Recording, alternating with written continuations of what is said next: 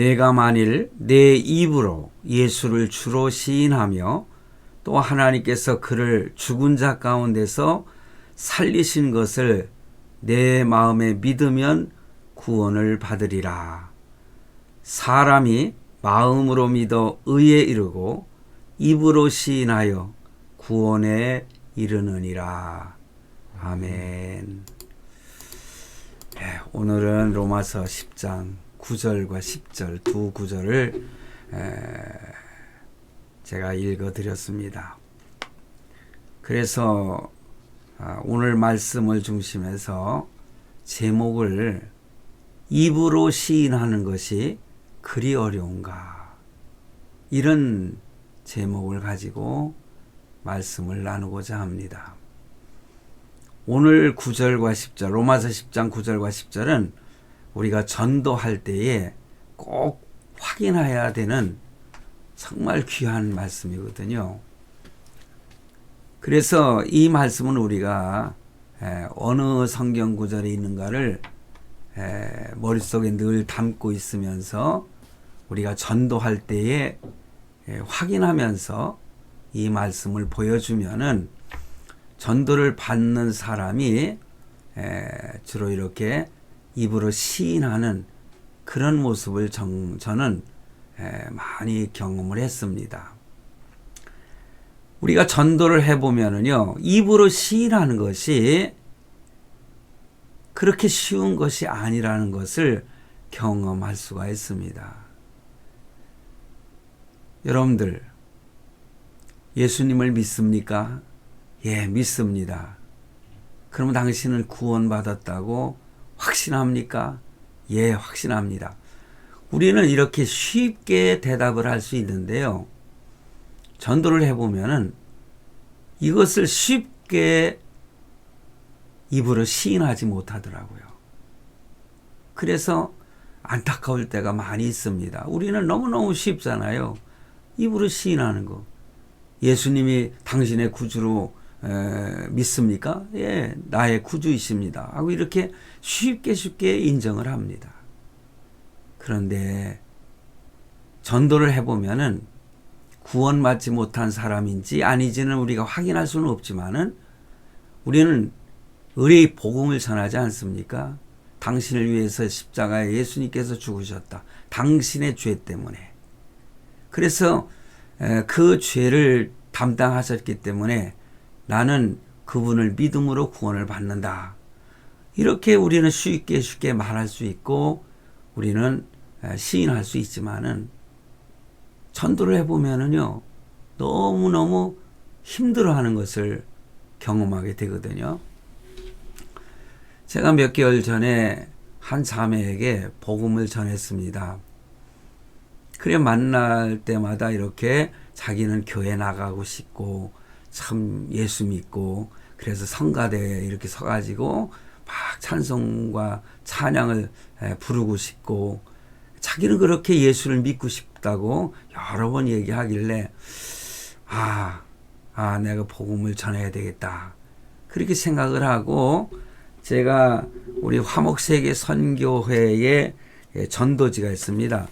여러분들 혹시 보이는지 모르겠습니다만은 이 전도지를 가지고 가서 만나서 복음을 전하기 시작을 했어요. 이 전도지는요, 제가 만드는 건데 화목세계 선교회에서 사용하는 겁니다. 그래서 이 뒤에 보면은 여러분들 혹시 글씨가 보일는지 모르겠지만은 이렇게 화목세계 선교회의 전도지라고 하는 것을 밝혀 놓습니다. 그래서 처음에는 당신은 하나님의 위대한 작품입니다. 이렇게 그러면서 당신의 존재는 결코 초라하지 않습니다. 당신이 얼마나 소중한지 느껴보세요 하면서 이렇게 1번 하면 창조에 관한 거, 하나님이 우리 인간을 하나님의 형상대로 창조하셨다는 거. 그러면서 두 번째 이렇게 넘기면은 그러나 아담이 범죄함으로 인해서 나는 아담처럼 죄인이 됐다고 하는 것을 이렇게 알려줍니다. 나는 죄인이라는 거. 근데 사람들은요, 당신이 죄인입니다 하면은 아, 내가 무슨 죄를 졌나요? 하고 자기는 죄인이 아니라고 이렇게 말하는 사람들이 많습니다. 근데 죄인이라고 하는 것을 인정을 해야 다음 단계로 넘어갈 수가 있습니다. 그래서 죄의 결과는 어떠냐? 무서운 하나님의 심판이 있다는 거, 이것을 알려줍니다. 그런데 인간의 노력으로는 이 죄를 씻을 수가 없다. 그래서 하나님께서 은혜를 베풀어 주셔서 예수 그리스도를 십자가에 죽게 하심으로 인해서 나의 죄를 담당했다. 그러므로 그 사실에 대해서 믿어야 된다.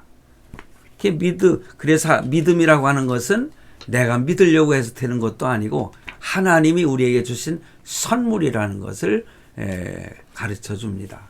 그 다음에 예수 그리스도를 당신의 구주로 영접하십시오. 그러고 난 다음에 예수 그리스도를 내 마음에 모시겠습니다 하면은 그를 손을 꼭 잡고 영접 기도를 하거든요. 그러면서 마지막으로 묻는 것은 이제 당신은 하나님의 자녀가 됐습니다. 당신은 오늘 밤에 죽어도 천국에 갈 수 있습니다. 믿습니까? 그랬을 때에 너무너무 감사해서 눈물을 흘리면서 고백하는 그런 경험을 저는 많이 했어요. 그럴 때 너무너무 희열을 느끼거든요.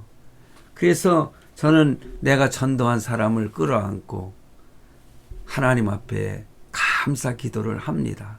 그러면서 저도 함께 눈물을 흘린 적이 참 한두 번도 아니었거든요. 혹시라도 이 설교를 듣는 목사님이나 전사님이나 또 평신도라도 이 전도지가 필요하시면은 저에게 연락하시면은요. 사실 이 뒤에 보면은 내 개인 핸드폰 전화번호도 있거든요. 그래서 요청을 하면은 제가 전도지를 보내드릴 수가 있습니다. 그래서 여러분들이 마음껏 이것을 인쇄를 해가지고 전도를 한다면은 많은 열매를 거둘 줄로 생각을 합니다. 그런데 제가 드리고 싶은 말씀은요. 제가 이 복음의 말씀을 전하고 복음을 전하고 이제 당신은 하나님의 자녀가 됐습니다. 믿습니까? 이렇게 질문할 때 글쎄요. 나도 하나님의 자녀가 되고 싶어요. 그래서 믿으세요. 예, 믿으려고 노력합니다. 이런 식으로만 대답을 하는 거예요. 그리고 당신을 위해서 십자가에 죽으신 예수 그리스도를 마음에 영접하십시오. 당신을 위해서 십자가에 죽으셨다고 믿습니까? 그랬을 때에 대답을 못해요. 그래서 입으로 시인하면은 바로 예수 그리스도를 영접하는 것입니다. 이렇게까지 노골적으로 얘기를 해도 그 자매는 결국에 가서는 시인하지 못하더라고요. 그런 마음이 생기질 않는다는 거예요. 복음을 들었어도 내가 예수를 믿고 싶고 교회에 나가고 싶고 뭐 성가대에서 뭐 찬양도 하고 싶고 그런데 예수 그리스도가 나의 구주라고 자신 있게 말하기가 어렵다는 거예요.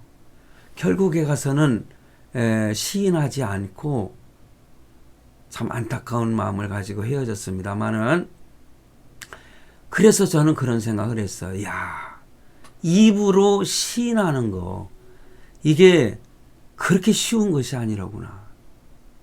하나님께서 그에게 믿음을 주시고 시인할 수 있도록 성령 하나님이 역사를 하셔야만이 그가 예수 그리스도를 나의 구주로 믿습니다. 이렇게 고백하고 시인할 수가 있는 것입니다. 오늘 9절 10절 말씀 보세요. 내가 만일 내 입으로 예수를 주라는 것은 로드, 주인을 말하지 않습니까? 예수님은 나의 주인이십니다. 이렇게 시인하고 또 하나님께서 예수 그리스도를 죽은 자 가운데서 살리신 것을, 그러니까 부활하신 예수 그리스도를 내 마음에 믿으면 구원을 받으리라. 이렇게 말씀하고 있잖아요. 그래서 사람이 마음으로 믿어 의에 이르고 입으로 시인하여 구원에 이르느니라. 이렇게 말씀하고 있어요. 자신이 죄인이라는 것을 인정하지를 못하는 거예요. 나이가 많이 드신 분들, 그런 분들에게 전도를 할 때도 이런 현상이 있거든요. 나는 죄인입니다 라고 이렇게 생각하십니까? 내가 무슨 죄를 졌느냐고. 나는 평생 남을 속여본 적도 없고 뭐 거짓말도 해본 적도 없고 나는 죄인이 아니라는 거예요. 그래서 내가 죄인이라고 하는 것을 인정하기까지가 너무너무 어렵더라고요. 그런데 분명히 알아야 될 것은 구원을 받으려면요, 정말 자기 자신이 죄인이라는 것을 깨닫는 것입니다. 여러분들은 어떠십니까? 나는 죄인입니다. 그렇게 인정하십니까? 과거에 제가 교회를 개척하기 전에 여러 교회를 섬겼거든요. 그래서 제가 전도사로서 강도사로서 신방을 가면은 장로님 댁에 갈 때도 있고 권사님 댁에 갈 때도 있어요. 그런데 예배를 드리면서 나는 제일 먼저 이 구원 초청을 합니다. 그런데요, 예수를 뭐 20년 30년 믿었다고 하는 장로님이나 권사님이나 집사님들도 나는 오늘 밤 죽으면 천국에 갈 수 있습니다 라고 믿습니까? 대답을 못해요. 저는 그런 분들을 많이 봤어요. 그래도 오랫동안 예수 믿는다고 교회 나가서 예배드리고 찬송하고 기도하고 그랬어도 마음에 확신이 없는 거예요. 내가 오늘 밤 죽으면은, 글쎄요, 내가 오늘 밤 죽으면 또 회개해야 될 것이 많은데요. 이렇게 말하면서 구원받았다고 하는 확신이 없는 분들을 저는 여러분들을 만날 수가 있었어요. 그랬을 때에 이런 복음을 전해요. 그러면 그래요. 내가 여태까지 그걸 몰랐네요. 그러면서 신앙을 이렇게 고백하고 내가 오늘 밤 죽어도 나는 천국에서 눈을 뜰 것입니다. 이렇게 고백하는 그런 직분자들을 저는 많이 경험을 했습니다. 그러므로 오늘 본문 말씀 있잖아요. 이 말씀은 우리 믿는 성도들 그리고 기독교인이라면은 너무나 잘 알고 있는 필수적인 요절인데, 오늘 본문 말씀은 바로 제가 지난 주일날 좀 설교를 하면서 난해한 구절이라고 이렇게 말씀을 드리는 바가 있지 않습니까? 왜냐하면 6절과 8절까지의 말씀을 보면은 이런 말씀 있잖아요. 믿음으로 말미암는 의인은 이같이 말하되 내 마음에 누가 하늘에 올라가겠느냐 하지 말라 하니, 올라가겠느냐 함은 그리스도를 모셔내리려는 것이요. 이런 말씀으로 8절 말씀까지 있습니다. 참 생소하고 어려운 말씀이거든요. 또 해석하기도 난해한 성경 구절이에요. 그런데 이렇게 로마서를 강해 설교를 할 때에는 이렇게 우리가 접하게 되지 않습니까? 그러므로 이 성경 구절도 우리가 확인할 수가 있는 겁니다. 그래서 보통 때는요, 이 말씀이 그렇게 쉽게 접근을 할 수 없는 말씀이에요. 그런데 이렇게 그 6절에서 8절 말씀을 읽으면서 묵상하면서 이해가 되지 않는 부분은 오늘 본문 말씀을 통해서 그 말씀의 의미를 우리는 이해할 수 있다. 이렇게 말씀을 드립니다. 그러므로 여러분들도 오늘 말씀을 듣고 6절과 8절에 있는 말씀도 계속 읽으면서 한번 묵상해 보시기 바랍니다.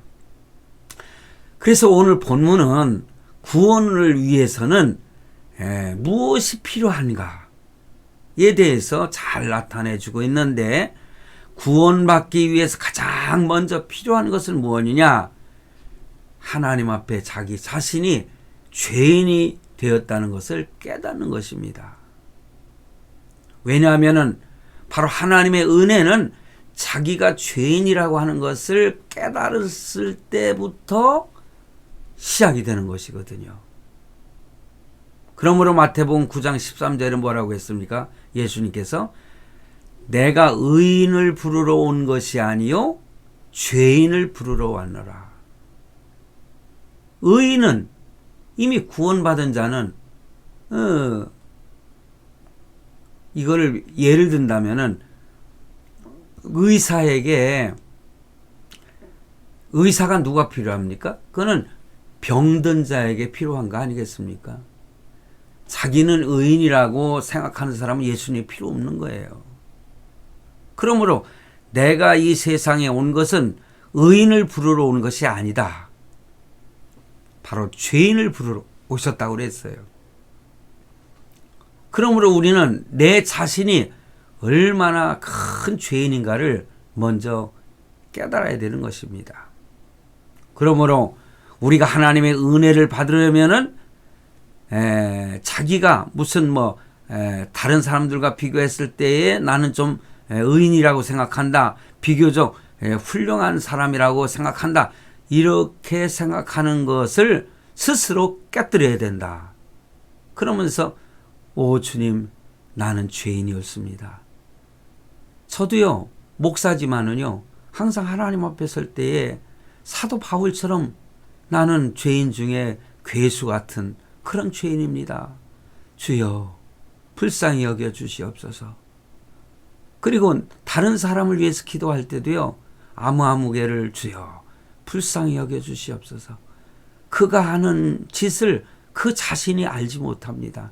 자기가 큰 죄를 짓고 있으면서도 그것을 죄로 생각하지 못하고 저렇게 하나님 앞에 불손하게 행동하고 있습니다. 이러면서 사실은 기도를 하거든요. 내 자신을 위해서도 그렇게 기도를 합니다. 나는 죄인이었습니다. 여러분 우리가 살다 보면 때로는 어려운 문제들이 많이 닥치지 않습니까? 그런데요 어쩌면은요 그 어려운 일을 당할 때의 그 문제가 나에게는 꼭 필요한 그런 문제가 될 수가 있어요. 왜냐? 내 생각을 깨뜨릴 수 있는 하나의 도구가 될 수 있거든요. 어려운 일을 당할 때에 나는 죄인이로구나. 과거에 제가 신학대학원을 졸업하는 졸업식 날에 우리 큰 아들놈을 잃어버렸었어요. 왜냐하면 식구들이 다 함께 모여서 식사를 하고 이제 집으로 돌아왔는데 아들놈이 보이지 않는 거예요. 그래서 아무개 왔냐 하고 물어보니까 데리고 온 사람이 없어요. 그 순간 가슴이 철렁하더라고요. 그 예전에 그 시외 버스 터미널이 있거든요. 그 짜장면집에서 같이 식사를 했었는데 그게 이름이 뉴코하던가 하여튼 그랬어요. 그런데 들고 있던 가방을 집 안으로 던지고 저는 불이 났게 택시를 잡았어요. 그리고 택시를 잡고서는 그 시외 버스 터미널 있는 데까지 제가 택시를 타고 가는데요. 다른 생각이 전혀 없어요. 내 죄를 회개하는 시간이었습니다. 한 30분 걸렸거든요. 주님, 내가 하나님 앞에 죄인입니다. 우리 아들을 꼭 찾게 해주세요. 그러면서 이 머릿속에요. 이 아이가 만약에 부모 이렇게 잃어버려서 헤어져 가지고 혼자서 이렇게 평생을 살 것을 생각하면은 그냥 아찔한 거예요. 정신이 하나도 없어요. 그러니까 한 30분 동안 내가 이런 죄인이니까 나를 벌하시고 우리 아들을 찾게 해주세요. 그러면서 한 30분 동안을 눈물을 흘리지 않았지만 속으로 큰 눈물을 흘렸습니다. 택시 운전사한테 창피하잖아요. 그런데 가보니까는 그 안내석에 이놈이 쿨쿨 자고 있더라고요. 처음에 막 우는 것을 안내원이 이렇게 달래가지고 데리고 있었는데 지쳐가지고 잠이 들어 있었어요. 그랬을 때 할렐루야, 너무너무 감사한 거예요. 어려운 문제가 나에게 닥치니까는요, 내가 할 수 있는 것은 회개밖에 없어요. 하나님, 나는 죄인입니다. 나를 벌하시고 내 자식을 벌하지 마시고 잃어버리지 않게 해주세요. 이런 기도가 나오더라고요. 우리가 그런 일뿐 아니라 많은 문제들을 우리가 당면하지 않습니까? 이럴 때에 나는 정말 연약한 존재라구나. 나는 하나님 앞에 부끄러운 존재라구나. 나는 죄인이로구나. 이거를 깨닫게 하는 도구가 될 수 있다는 거. 내가 죄인이라는 것을 인정할 수 있게 된다는 거. 이것이 구원받는 하나의 첫 관문이라고 할 수가 있는 것입니다. 그리고 난 다음에 예수님을 영접하고 입술로 예수님을 나의 구주라고 시인하는 거. 이게 순서인 것입니다. 그래서 본문 9절 말씀을 제가 거듭 읽지는 않겠습니다만은 이렇게 내 입으로 예수를 주로 시인하고 하나님께서 예수님을 죽은 자 가운데 살리시는 것을 마음에 믿으면 구원을 받는다고 분명히 말했지 않습니까? 우리가 전도할 때에 이것을 확인을 해야 되는 것입니다. 그래서 오늘은요, 간단하게 믿음을 입술로 시인하는 것이 어떤 의미를 가지고 있는가를 몇 가지만 간단히 생각해 보겠습니다. 하나님께 내 입술로 시인하는 것. 그래서 제가 오늘 제목을 입술로 인정하는 것이, 시인하는 것이 그리도 어려운가? 어려워요. 그렇다면 입술의 시인하는 것은 어떤 의미를 가진 것일까? 그거는 생각해 보면은요, 어떠한 핍박이 있어도 주님을 배반하지 않겠다는 그런 결단의 의미가 있습니다. 우리가 이렇게 자유롭게 신앙생활할 수 있는 이러한 세상에서는 입술로 시인하는 건 뭐 그리 어려워? 과거에 제가 제 친구를 전도할 때에요, 내가 복음을 전했을 때 다 믿는다고 시인을 하더라고요. 그게 나중에 한 번 더 확인하기 위해서 교회를 나오지 않길래 그 집에 가가지고 다시 복음을 전했어요. 그랬는데 자기는 하나도 안 믿는데요. 근데 왜 그때는 네가 시인했냐? 난 네가 시인했기 때문에 내가 너를 세례를 줬지 않냐? 그랬더니 사랑하는 친구가 그렇게 요구를 하기 때문에 내 마음을 기쁘게 하기 위해서 믿는다고 거짓부렁으로 시인을 했다는 거예요. 저는요, 뒤통수를 한 대 맞는 것처럼 얼마나 띵 하고 어지러운지, 이런 수도 있구나. 상대가 묻기 때문에 그 사람 체면을 생각해서 믿는다고 고백하는, 이 거짓부렁으로 고백하는 그런 것도 있구나. 저는 그때 그걸 깨달았어요.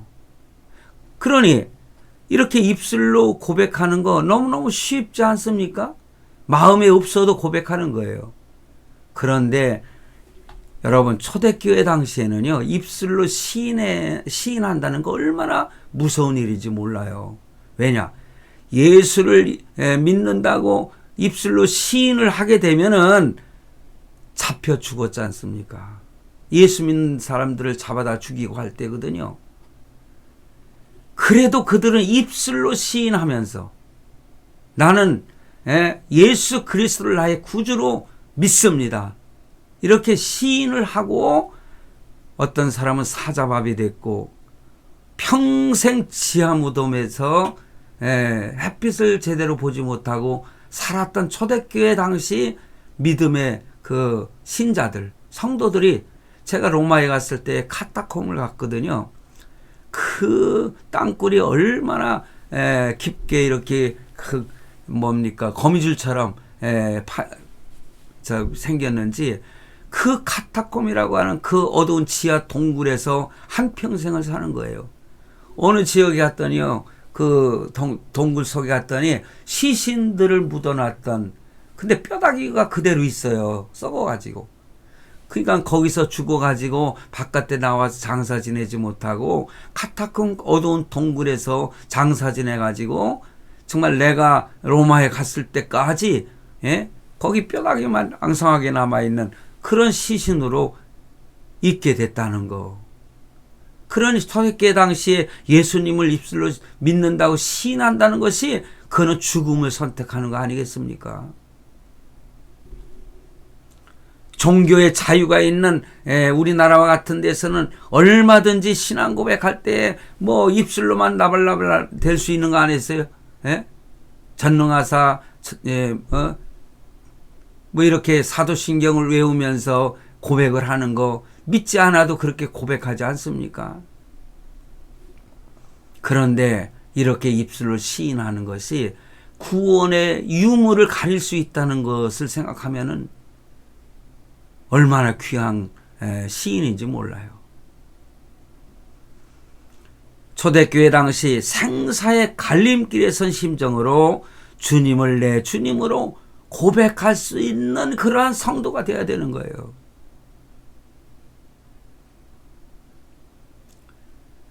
뭐 이런 예화가 있지 않습니까? 뭐 6.25 이후에 예수 믿는 사람들을 북한 공산당이 잡아 죽이고 할 때 동네 사람들 다 모아놓고, 그리고 예수 믿는 사람들 교회에서 다 불러내가지고 십자가를 딱 이렇게 엎어놓고서는요, 이 십자가를 밟고 지나가는 사람은 다 용서해주고 죽이지 않겠지만은, 만약에 그냥 십자가를 밟지 않고 지나가는 사람은 죽이겠다. 그런데 교회의 장로님, 뭐 권사님, 뭐 이런 분들이 다 십자가를 밟고 지나가는 거예요. 근데 예수 믿는 어린 소녀 하나가 눈물을 펑펑 흘리면서, 우리 예수님이 나를 위해서 십자가에 죽으셨는데 이 십자가를 나는 결코 밟을 수가 없습니다. 그러면서 그냥 지나갔다는 거 아닙니까? 하나 예화지만 그게 실제 있었던 일인지는 모르지만 예전에 부흥 강사님들이 그런 말 잘하더라고요. 그러니까는 그 공산당이 그 꼬마 소녀만 살려두고 거기 있던 사람들, 밟고 지나갔던 사람들 다 죽였다는 거 아닙니까? 우리가 생사를 가름하는 그러한 위기 속에 있을 때도 나는 예수 그리스도를 믿습니다 하면서 예수 그리스도를 배신하지 않을 수 있는 고백이 뭐냐? 그게 바로 시인하는 거 아니겠습니까? 입술로.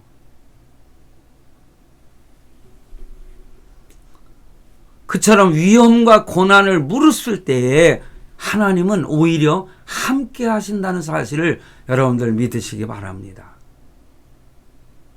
로마서 6장 8절에 보니까는 만일 우리가 그리스도와 함께 죽었으면 그와 함께 살 줄을 믿노라. 예수님과 함께 죽는 거예요.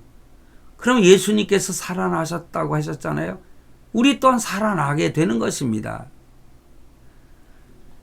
여러분, 사망을 두려워하지 않는, 죽음을 두려워하지 않는 믿음의 소유자는 예수 그리스도는 나의 구주이십니다 라고 이렇게 입술로 고백하는, 시인하는 성도라고 나는 믿습니다.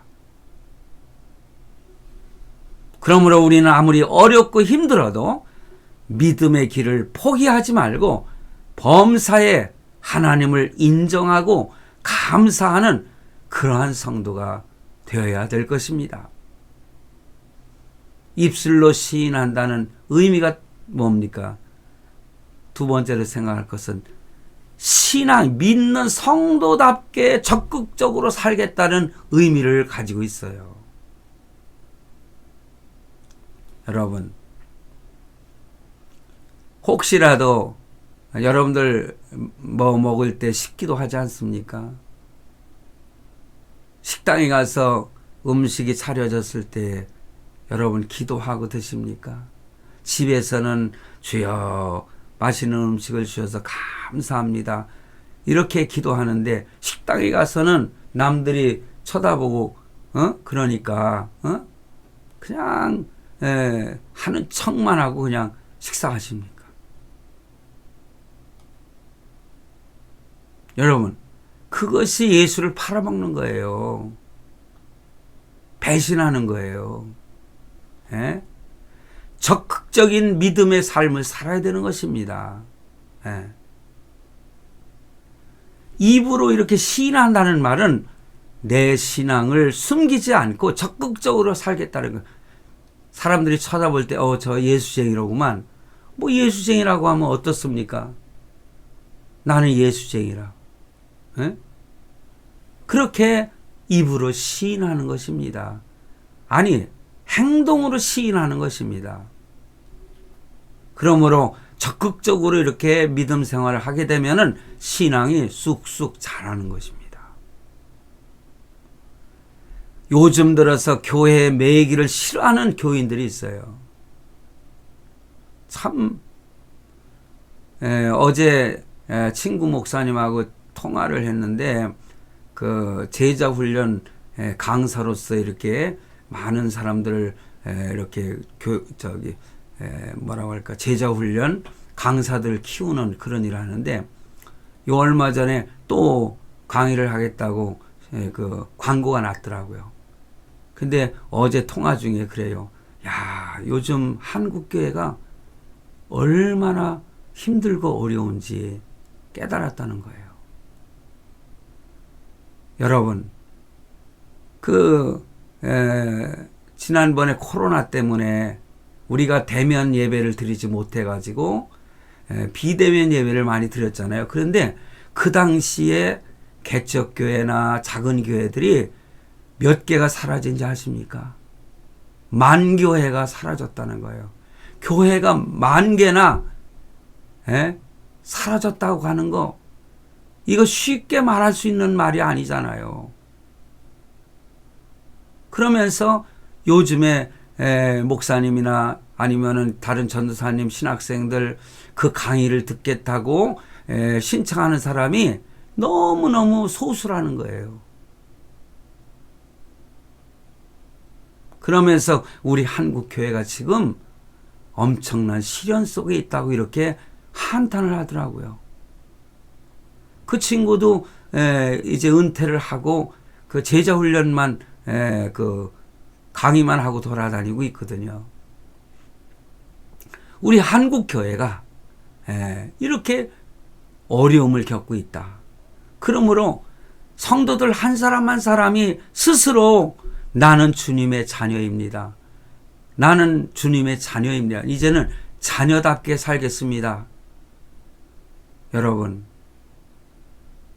이런 각오가 있어야 되는 거예요.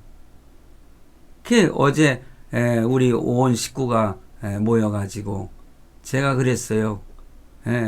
우리 손자, 손녀들, 자식들, 며느리 다 사위 물어봤어요. 금년 소원이 뭐냐. 이제 다 소원을 얘기하더라고요. 그 중에 한 놈이 나는 하나님 앞에 부끄러움이 없는 삶을 신앙생활을 하는 것이 소원이다. 저는 그 말을 들을 때 마음이 뭉클했어요.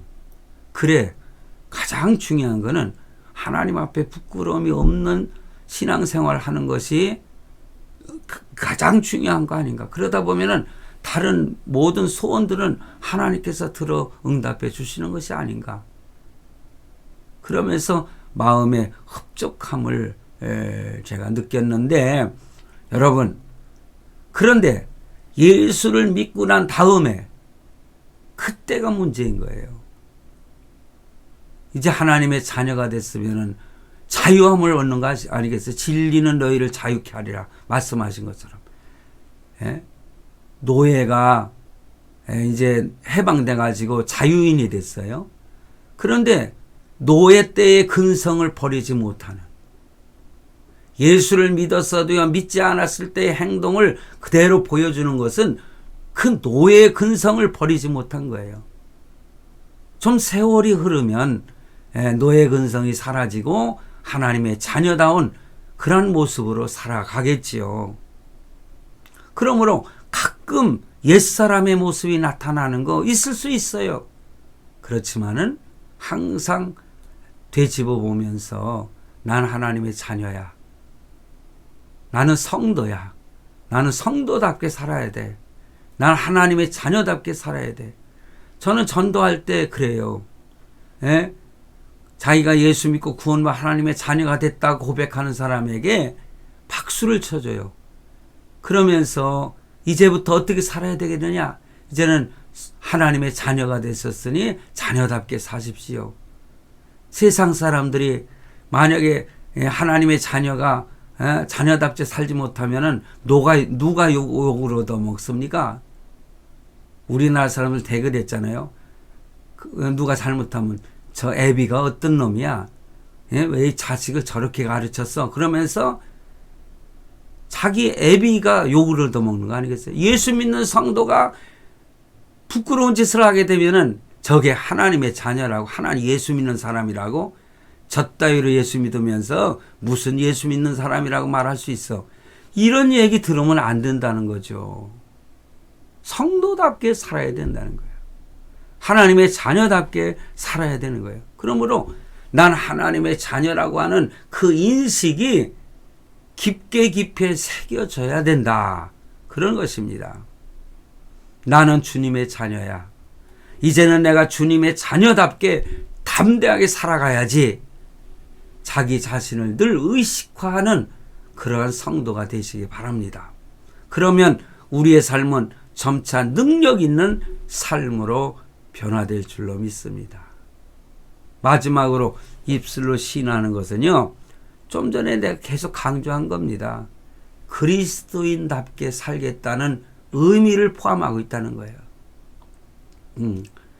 식당에선 어디든 정말 하나님의 자녀로서 기도하는 모습을 보여줄 수 있는 그런 용기 필요한 것입니다. 여러분, 믿는 사람들 앞에서 술 마시고 담배 피고 하는 것도 부끄러운 일이잖아요.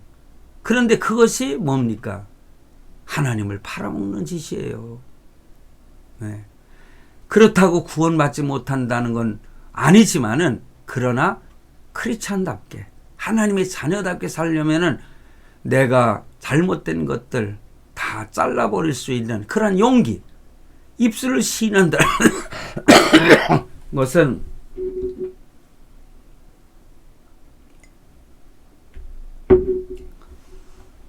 바로 그것인 것입니다. 말하는 것이나 모든 행동거지가 성도답게 말하고 행동하고, 그러면서 쟤는 네 집 아들이길래, 네 집 딸이길래 말하는 거 보면은, 아니면 행동하는 거 보면은 정말 사람답게 참 가르침을 잘 받았구나, 그런 얘기를 듣지 않겠습니까? 저 사람은 참 정말로 크리스찬다워.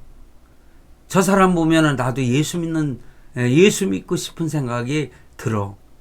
이렇게 변화된 모습을 보여주는 성도가 되어야 되지 않겠어요? 그러므로 우리는 말에 있어서도 참 조심해야 된다. 짐승과 다른 것이 무엇입니까? 사람은 말을 할 수 있다는 거, 언어를 가지고 있다는 거. 제가 어디에 보니까는요, 사람의 이 뇌가 있잖아요. 어떤 아주 그 충격적인 부정적인 말을 들어가지고 뇌에 새겨지잖아요. 그러면 그 상처를 치유하는 데 있어서는요, 한 가지 말 때문에 상처를 받았는데 그 따뜻한 말, 긍정적인 말, 뭐 40가지를 얘기를 해줘야 그 상처가 아물 수 있다. 그게 사실인지 아닌지는 전 모르겠습니다만은, 뭐 연구 결과라고 하니까 우리는 그대로 뭐 받아들일 수밖에 없는 거죠. 그러므로 우리가 부정적인 말 한마디보다는 될 수 있으면 긍정적인 말, 상대방이 기분 좋아할 말, 이런 일부러 꾸미라는 건 아니에요. 마음에서 우러나서 위로해 줄 수 있는 말, 이것이 얼마나 중요한가. 그것이 입으로 시인한 사람들, 하나님의 자녀라고 시인한 사람들, 구원받은 하나님의 자녀라고 시인한 사람들에게서 발견할 수 있는 모습이다. 그것입니까? 그것입니다. 사랑하는 성도 여러분, 오늘 우리는 마음속에 한번 다짐을 합시다. 하나님의 자녀답게, 나는 이미 하나님의 자녀라고 입술로 고백한, 시인한 하나님의 자녀가 아닌가. 그러므로 자녀답게 살아야지.